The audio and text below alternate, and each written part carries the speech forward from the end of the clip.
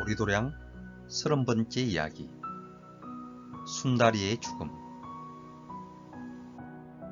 부처님께서 코살라국 기원정사에 계실 때의 일입니다. 코살라국에는 다양한 종교와 수행자 그룹이 있었습니다. 코살라 국왕인 파세나디도 왕은 처음에는 나형외도를 후원하였습니다. 나형외도는 욕망을 억제하는 엄격한 고행 수행과 함께 철저한 불살생을 위해 옷을 벗고 나체로 수행하는 종교 그룹이었습니다. 그러나 부처님께서 수자타 장자가 기부한 기원정사를 중심으로 코살라국에서 가르침을 펼치기 시작하자 많은 사람들이 부처님의 가르침 아래로 모여들었습니다. 부처님과 제자분들이 탁발에 나서자 품위 있고 자비로운 모습은 나형외도를 비롯한 다른 수행자들에 비해 한층 뛰어나고 훌륭함이 똑똑히 보였습니다.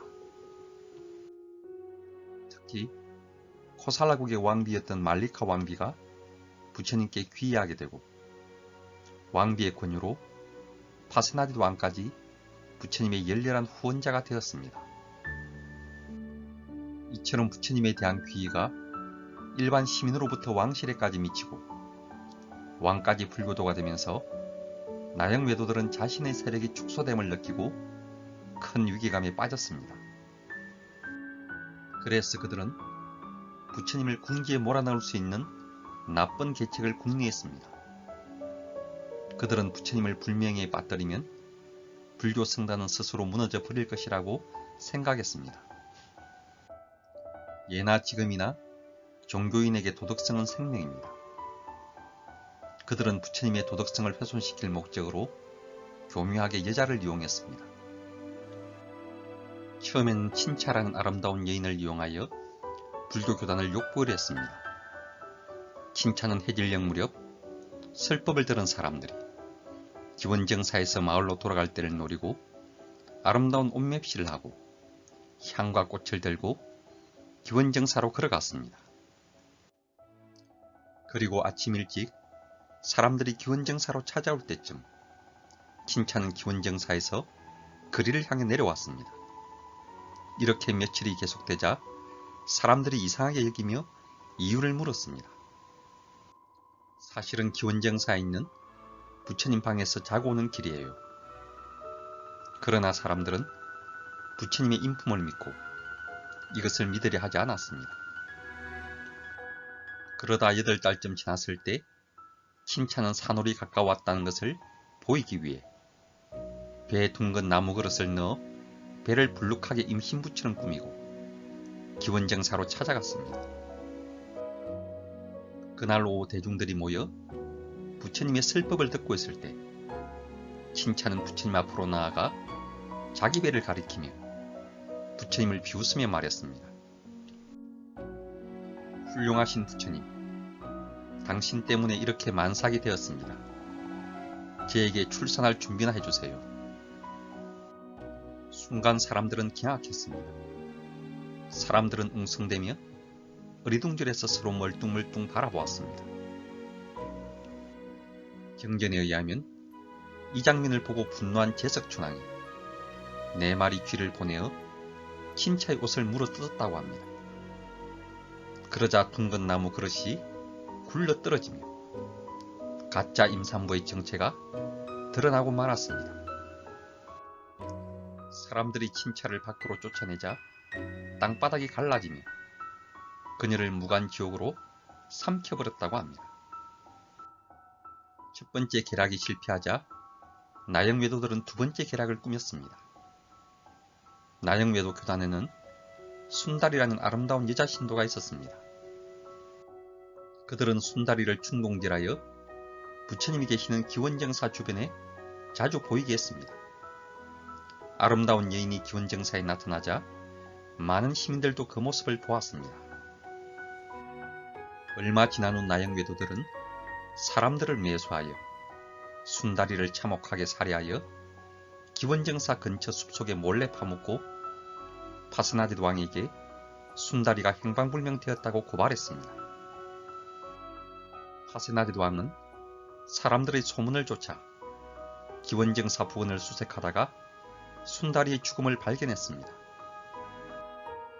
처음에는 반신반의했던 시민들도 아름다운 순다리의 죽음이 기원정사 인근에서 무참한 시체로 발견되자 놀람과 분노가 터져올랐습니다. 나영 외도를 비롯한 많은 사람들은 이것은 불교 승려들의 소행이다, 그들이 여자를 욕보인 끝에 죽여버린 것이다 라고 떠들어대었습니다. 부처님의 제자들이 탁발하기 위해 거리로 나가자 불교 승려가 사람을 죽였다라며 비난을 퍼붓고 심하면 탁발하는 부처님 제자를 때리는 사람도 있었습니다. 며칠째 같은 일이 반복되고 오해가 풀리지 않자 시민들은 더욱 냉담해졌습니다. 제자들은 이제 가망이 없다고 기원정사에서 떠날 것을 부처님께 종용하였습니다. 그러나 부처님은 동요하지 않고 차분하게 다음과 같이 말씀하셨습니다. 사람들이 너희를 버릴지라도 너희가 어찌 사람들을 버리겠느냐? 삿된 길이 어찌 부처의 길을 막겠느냐? 이러한 비방은 이래를 넘지 않을 것이니 이래만 참고 기다리자. 부처님 말씀대로 7일이 지난 후 순다리를 살해했던 범인들이 자기들끼리 술에 취해 범죄에 대한 이야기를 나누는 장면이 들키고 말았습니다. 그렇게 순다리 사건의 진상은 밝혀지고 범인이 잡혔습니다. 그러자 그토록 요란스러운 소문도 잠잠해지고 부처님과 불교 교단의 명성은 이전보다 한층 높아졌습니다. 오늘날에도 사악한 의도와 거짓된 스캔들로 상대를 파멸시키려는 간악한 사람들의 악행이 많습니다. 부처님 당시에도 자신의 이익을 위해 어떤 거짓과 악행을 서슴지 않고 불교 교단을 파멸시키려는 일부 사악한 종교 집단이 있었습니다. 이들은 중상모략으로 부처님과 불교 교단을 흠집내고 제거해 버리려는 못된 짓을 저질렀습니다. 신차의 거짓 임신 이야기와 순다리 살인 사건이 대표적인 예입니다. 부처님의 10대 제자 중 목련존자와 부르나존자 두 분이 사악한 외도들에 의해 살해되어 순교하셨다는 사실은 부처님 당시의 불교 순환의 역사를 대변합니다. 부처님도 외도들의 살해 위협을 받으셨고 부처님을 흠집내고 파멸시키기 위한 외도들의 수많은 관계에 시달려야 했습니다. 부처님께서 45년간 걸으신 길은 사악한 외도들의 위협과 중생들의 거친 중생심 사이를 걸으셨던 힘들고 고단한 길이셨습니다. 불교는 부처님 당시부터 오늘날까지 수많은 도전과 핍박 속에서도 이를 극복하고 면면이 이어져 내려온 역사적 전통을 가지고 있습니다. 부처님은 중생들에 대한 한없는 자비심을 펼치시는 분이지만 위의 스토리에서 보듯이 진실 앞에서는 칭찬과 비방에 흔들리지 않는 강한 용기를 가지신 분이셨습니다. 불교 경전인 수다니파타의 표현대로 소리에 놀라지 않는 사자와 같이 당당한 분이 바로 부처님이셨음을 잘 알아야 하겠습니다.